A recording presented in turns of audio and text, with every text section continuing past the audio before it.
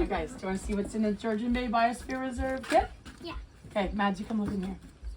See what's in. What's in it? Let's take a look. This is cool. Mayfly. Can you see the mayfly in it? Look. There's the mayfly. Wait, where's the mayfly? There it is. Right there. I'm Charlotte and I'm 8. I'm Maddie and I'm 6. And I'm Olivia and I'm 5. So this is an owl pellet that we're working on, and it's from like an owl because the owl when it eats stuff can't digest properly all the like bones and fur, so it has to like spit it out somewhere. Try one bone. And so it makes a pellet like that we're searching for to see if we can find what animal that owl ate. What's this? Something is hard right here. I think It could be a skull. Let's just get the crystal. Oh, skull. Somewhere in here. Ooh, I found something. Found a bone. Looks like jawbone because I can see his tiny teeth. So here's the kit. You can look at and see which bone you think it is. Here, Charlotte. Maddie, look at here. There's the bones. Look for which bone matches which part of the picture. All right, I'm gonna see, Okay? and then we can see what type it is, like mole or rodent or shrew or bird. Yeah, this owl definitely ate a shrew. What shrew? It's the great scavenger hunt. A bug trap. I'm just gonna check. Look at Check this that. out.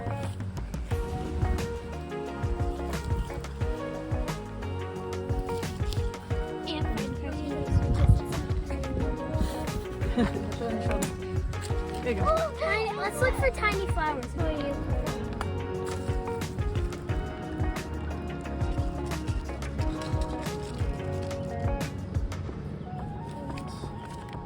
A few more.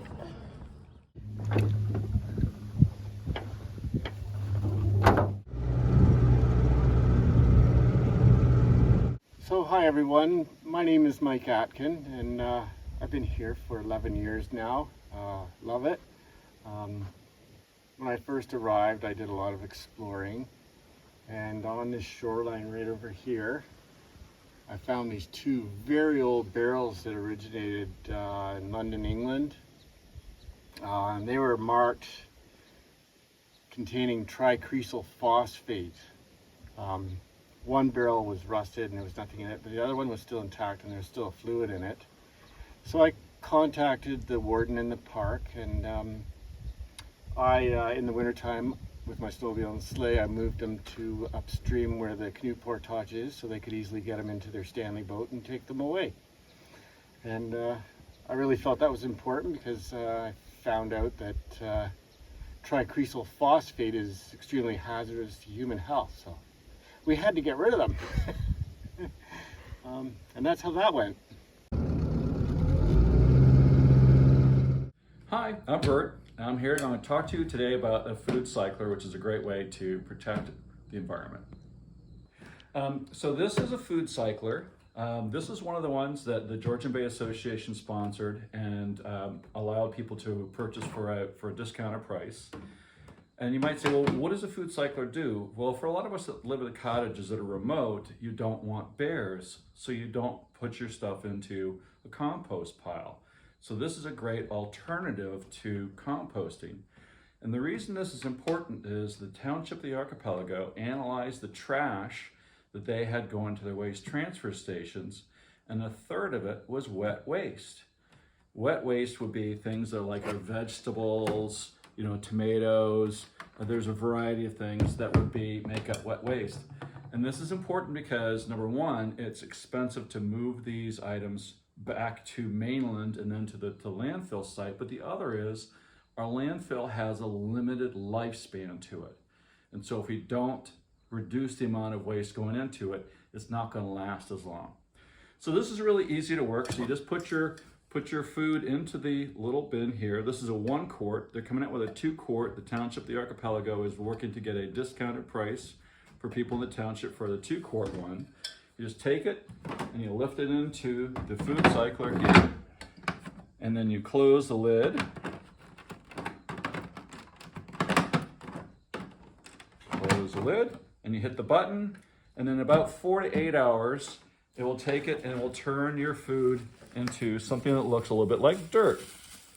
And so that's what this does. And so this is what we've had since the beginning of June. This is all of our wet waste from the beginning of June that's fit into this little pail. So you can imagine the difference if you're taking wet waste to the dump, how much you would be taking versus just this little pail. Once you're done with this, you can sprinkle this into your garden, and it's a fantastic fertilizer as well. And you can put coffee grounds, all sorts of things in here. So I think that list shows you what you can put into it.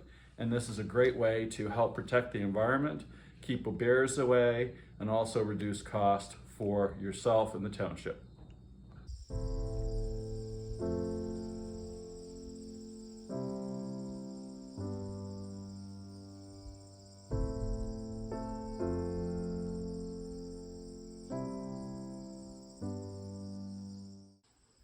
Today we are working on 4 large bat boxes, and today is also a great example of the collaboration between the South Channel Association and the Souci and Copperhead Association.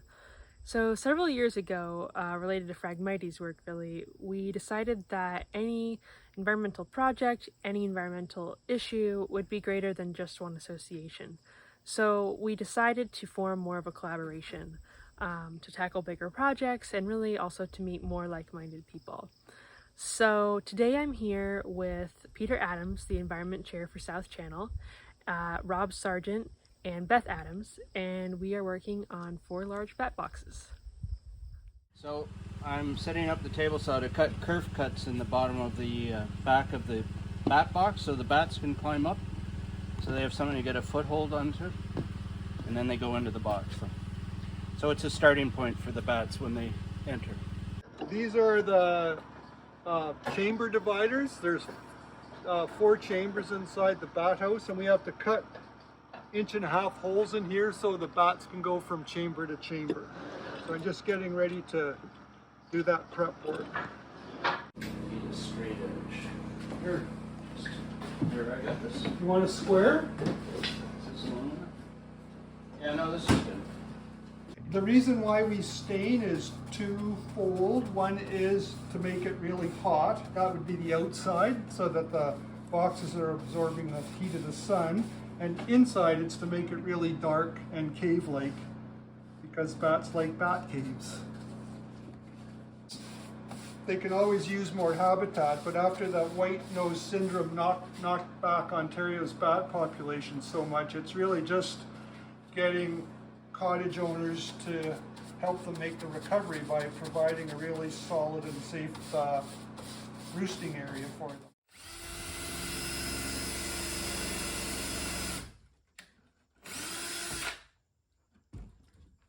I am pre-drilling some holes in the baffles so that they don't split when we screw them together.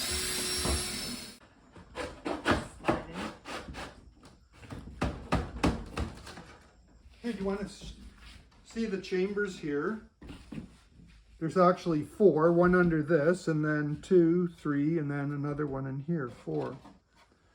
Maybe you can see a better angle like that. That works better.